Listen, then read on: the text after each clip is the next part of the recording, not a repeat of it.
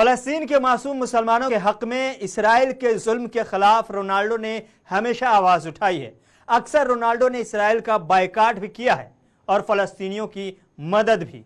पिछले दिनों इसराइल ने जिस अंदाज में 11 दिनों तक फलस्तीनियों का खून बहाया था, रोनाल्डो इससे कुछ ज्यादा ही नाराज चल रहे थे और दुनिया के सामने गुस्से का इजहार का मौका नहीं मिल रहा था। लेकिन जैसे ही मौका मिला, रोनाल्डो ने कर दिया।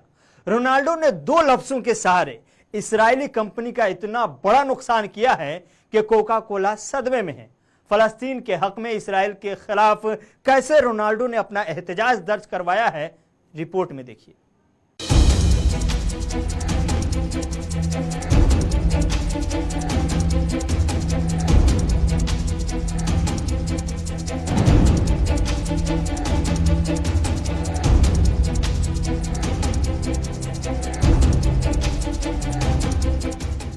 अभी तक आपने देखा होगा कि एलियन मस्क के किसी एक ट्वीट से बिटकॉइन के दाम बढ़ गए हों या किसी कंपनी के शेयर बढ़ गए हों, लेकिन अब ऐसा ही कुछ सॉफ्ट ड्रिंक दिग्गज कोका कोला के साथ हुआ है।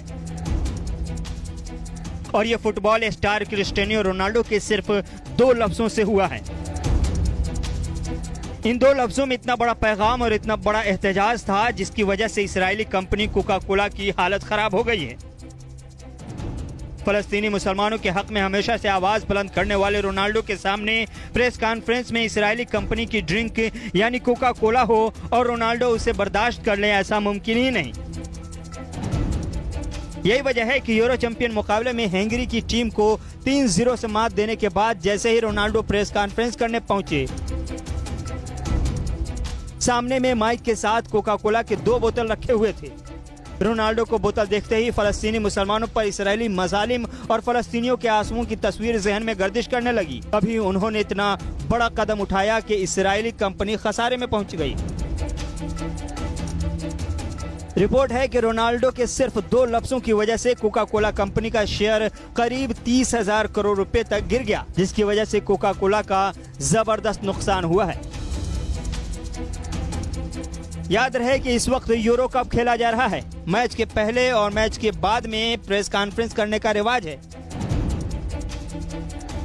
इसी रिवाज की पासदारी करते हुए पुर्तगाल की टीम हंगरी से मैच जीतने के बाद प्रेस कॉन्फ्रेंस करने पहुंची। प्रेस कॉन्फ्रेंस में पुर्तगाल टीम के कोच और वहां के कप्तान रोनाल्डो ने मोर्चा संभाला। लेकिन प्रेस कॉन्फ्रेंस के लिए जैसे ही रोनाल्डो पहुंचे, सामने में कोका कोला रखा हुआ था। प्रेस कॉन्फ्रेंस वाली टेबल पर माइक के बगल में 2 कोका कोला का बोतल देख रोनाल्डो ने नाराजगी का इजहार किया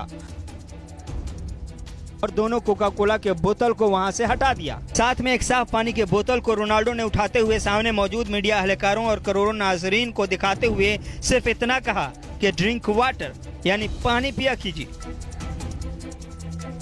बस 25 सेकंड के इस पूरे वाक़े का असर इतना हुआ कि कोका कोला के शेयर धड़ाधड़ गिरने लगे और करीब $4 बिलियन तक गिर गए। रिपोर्ट के मुताबिक यूरोप में दोपहर 3 बजे मार्केट खुली थी। उस वक्त कोका कोला के शेयर का रेट $56.10 था।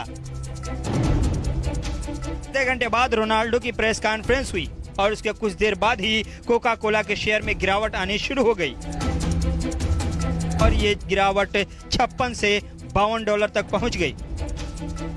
इसके बाद से अब तक उतार चढ़ाव का सिलसिला जारी है। याद रहे कि कोका कोला यूरो कप का ऑफिशियल स्पॉन्सर है। ऐसे में बतौर स्पॉन्सर इस कंपनी की ड्रिंक ऑफिशियली प्रोग्राम में पेश किए जाते हैं।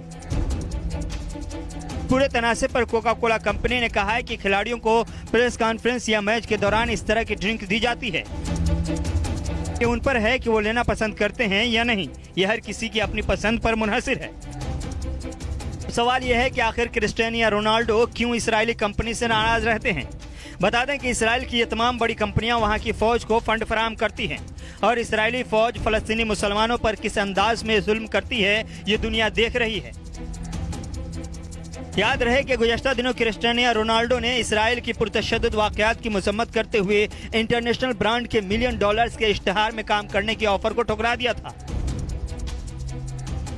क्रिस्टियानो या रोनाल्डो की जानिब से कार्बोनेटेड वाटर पेप्सी का इश्तिहार ठुकराते हुए कहा गया था कि वो इस ब्रांड के इश्तिहार में काम नहीं करेंगे क्योंकि ये ब्रांड इसराइली फौज को फंड देने में मुलविस रहा है।